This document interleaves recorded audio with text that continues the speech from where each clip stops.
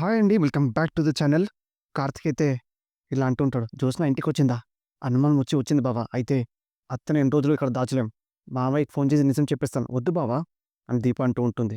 అత్త ఏదో కోపంలో ఇంట్లో నుంచి బయటకొచ్చేసింది. ఆవేశంతో 100 మాట్లాడతారు. "ఆ ఇంటికెళ్ళను. ఇంకా ఆ మనుషుల్ని చూడను" అని. అప్పుడు కాంచన ఆవేశంలోనే కాదురా, స్పృహలోకొచ్చిన తర్వాత కూడా వదిన అదలానే ఉంది.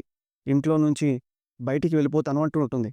మనందరిని వదిలేసి ఎక్కడికి వెళ్ళిపోతావని గట్టిగా అడగాల్సింది. ఇక్కడ ఎవరి మనసు మాత్రం ముక్కలవ్వకుండా ఉంది పెద్దమ్మ. మనకన్నీ తెలుసు. కానీ ఏమి చెప్పలేం. చెప్పకూడదు బావా. సుమిత్రమ్మ గారు మీకు తెలిసిన మనుషులా లేరు బావా. స్పృహలోకొచ్చిన తర్వాత నువ్వు ఇంతవరకు మాట్లాడలేదు కదా! మాట్లాడితే నీకు తెలిసేది. అప్పుడు కాంచన, వదిన ప్రవర్తనలో ఏదో తేడా వచ్చిందిరా. ఏదో కొత్త మనిషిని చూస్తున్నట్టే ఉంది. తన బాధ ఇది అని గట్టిగా చెప్పుకోదు. గట్టిగా ఏడవట్లేదు. నాకు ఆ ఇంట్లో ఉండే అర్హత లేదు. నేను లేదు వెళ్ళిపోతాను అని అంటూ ఉంటుందని కాంచన అంటూ ఉంటుంది. అప్పుడు అనసూయ, "ఒకసారి మీ అత్తయ్య గారితో మాట్లాడండి బాబు." అప్పుడు కాంచన, "దానికంటే ముందు మా నాన్నగారు ఎలా ఉన్నారో ఒకసారి ఫోన్ చేసి మాట్లాడరా" అంటుంటే, అప్పుడే కార్తీక్, మా మా తాతతో మాట్లాడేసి వచ్చాను అంటుంటే, అప్పుడే కాంచన, "ట్లా టాబ్లెట్లు వేసుకుంటున్నానో లేడో ఒకసారి ఫోన్ చేయరా." అప్పుడు దీప, "సుమిత్రమ్మ గారి గురించి మీరేం అనకండి." అప్పుడు కాంచన, వదిన పరిస్థితి చూశాను కదా దీప, నేనేం అననులే" అని కార్తీక్ అదే శివనారాయణకి కాల్ చేస్తూ ఉంటాడు. అప్పుడు శివనారాయణ, "కార్తీక్, సుమిత్ర గురించి ఏమైనా తెలిసిందా?" "లేదు తాత, తనిక్కడ ఉన్న క్షేమంగానే ఉంటుందని చెప్పాను కదా! తనొచ్చే వరకు మేము క్షేమంగా ఉండేటట్టు లేమురా. ఈ వయసులో నాలాంటి వాళ్ళు కోరుకునేది ఇంకేముంటుందిరా. మనవరాలికి పెళ్లి చేయాలి. కొడుకు, కోడలు క్షేమంగా ఉండాలి. అంతే కదరా! కానీ ఇవేం జరగట్లేదురా. అన్నీ నువ్వు కోరుకున్నట్టే జరుగుతాయి తాత. నమ్మకం పోతుందిరా. నీ మీద కాదురా, నా మీద నాకే నమ్మకం పోతుందిరా కార్తీక్." అప్పుడు కాంచన, "నాన్న నువ్వలా మాట్లాడకు. పిల్లల జీవితాలు సరిలేని ఏ తండ్రి అయినా ఇలానే మాట్లాడతాడు కాంచన" అని అంటూ ఉంటాడు.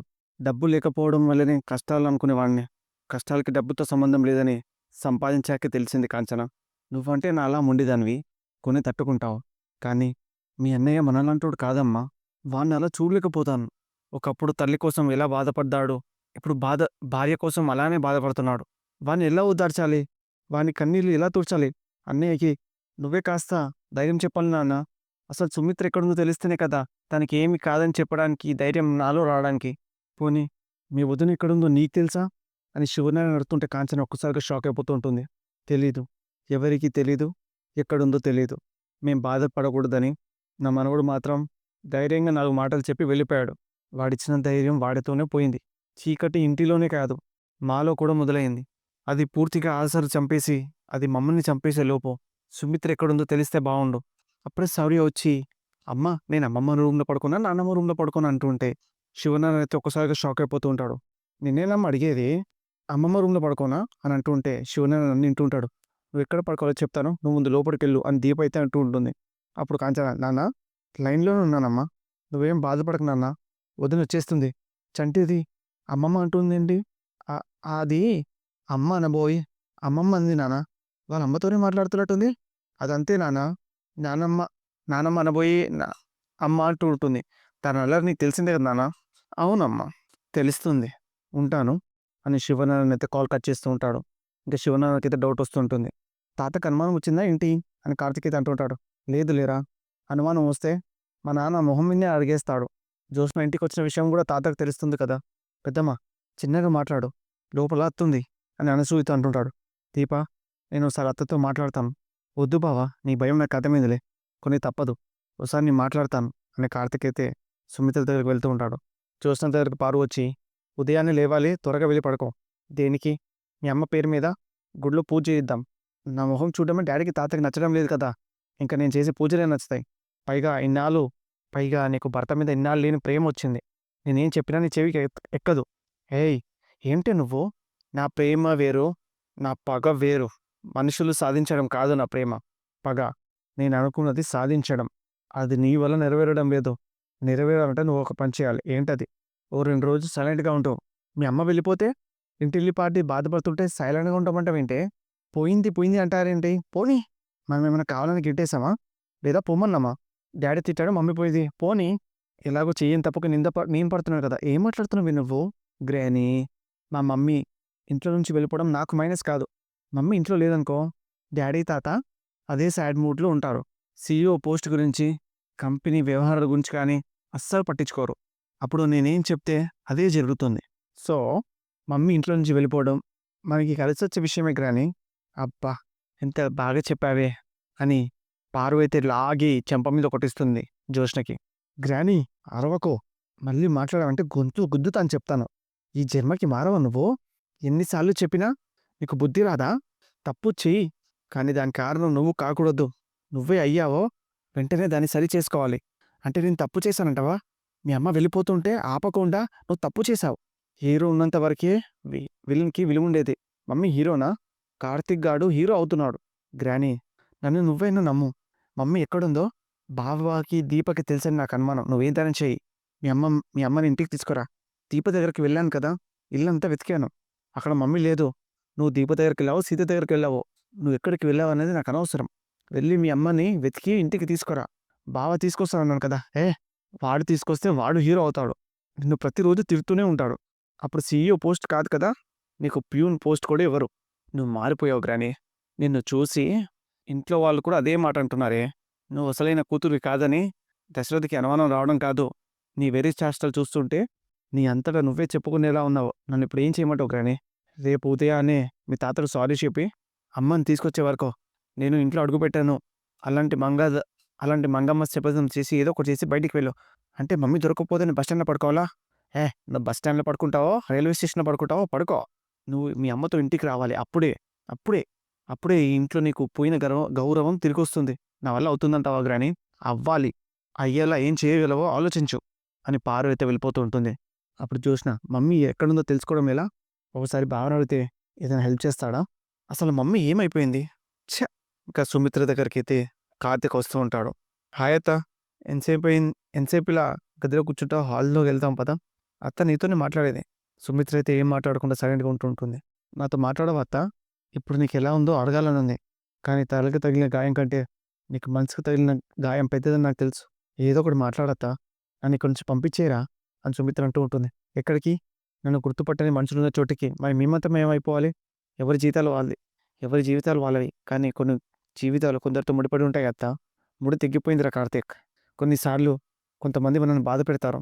అప్పుడు మనం ఏం చేస్తామంటే ఎప్పుడు లేనంతగా బాధపడి వాళ్ళ మొహం నుంచి చూపు పక్కకు తిప్పుకొని అలా వాళ్ళ నుంచి దూరంగా నడుచుకుంటూ వెళ్ళిపోతూ ఉండాలి. మన కంట్లో నీళ్ళున్నాయని మనకు తెలుసు.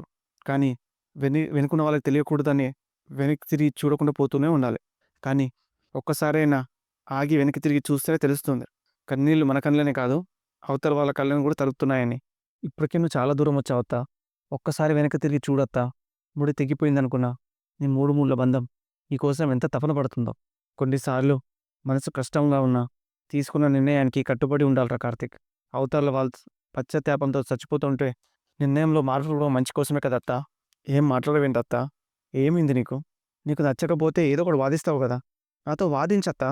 మావయ్య నుంచి నువ్వేం కోరుకుంటున్నావో చెప్పు. దీప నీ కంటికి కనిపించకపోతే ఓకేనా? లేదా నేనే కనిపించకూడదా? నీకేం కావాలో చెప్పత్తా. చేయడానికి నేను సిద్ధంగా ఉన్నాను. అత్త, అత్త నీ గాయం ఇంకా పూర్తిగా మానలేదు. ఇబ్బందిగా ఉందిరా కార్తీక్. నాకే నొప్పి తెలియట్లేదురా కార్తీక్. అందుకే తీసేశాను. ఆ మాటకొస్తే నొప్పే కాదు, ఏమీ తెలియట్లేదురా కార్తీక్ అని సుమిత్ర అయితే అంటూ ఉంటుంది. మనస్ఫూర్తిగా ఉండలేకపోతున్నానురా కార్తీక్.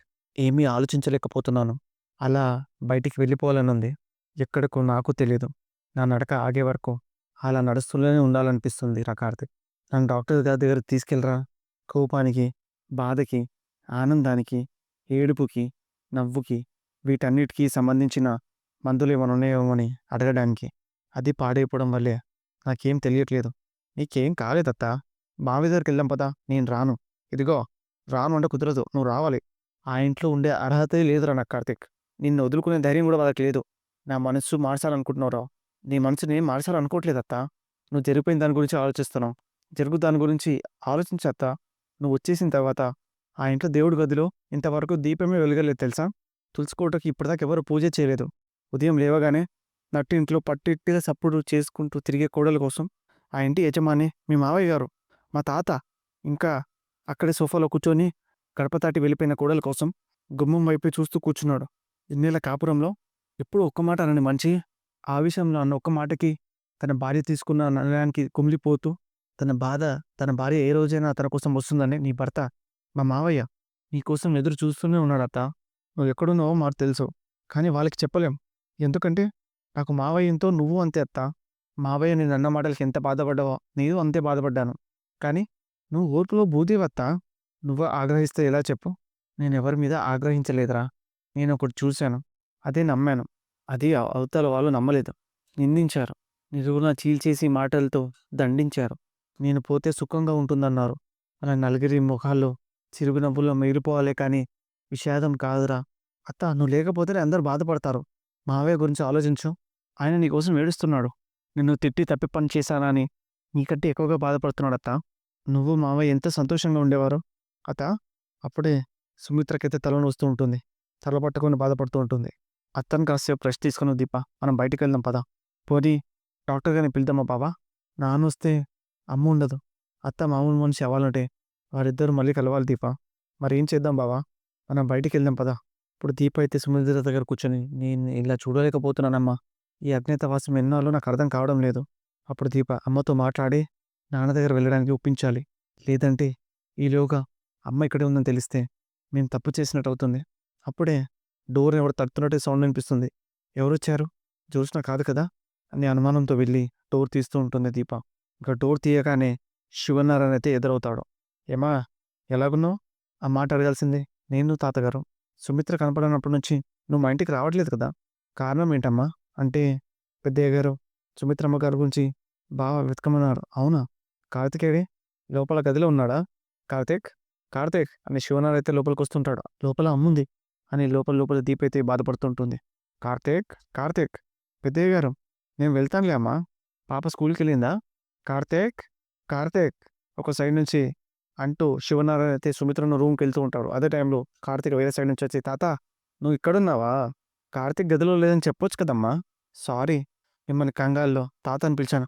కంగారు దేనికి అని శివనారాయణ అడుగుతుంటాడు. అలవాట్లు అనబోయి కంగారులో అన్నాను తాత. కంగారు అలవాటుగా మారిందా? అలవాటు కంగారులా మారిందా? నాన్న ఎంతసేపు అయింది వచ్చి? ఇప్పుడే వచ్చానమ్మా. నాతో ఏమైనా అవసరం ఉంటే కాల్ చేయొచ్చు కదా సార్. ఆపరా నీ నాటకాలు. నాటకాలేంటి సార్? కాకపోతే ఇంటికొచ్చిన తర్వాత కూడా సారేంటా తాతయ్య అని పిలవచ్చు కదా? అలాగే తాత ఫోన్ చేస్తుంటే నేను వచ్చేవాడిని కదా? ఏ దీనికోసం ఏం రాకూడదా?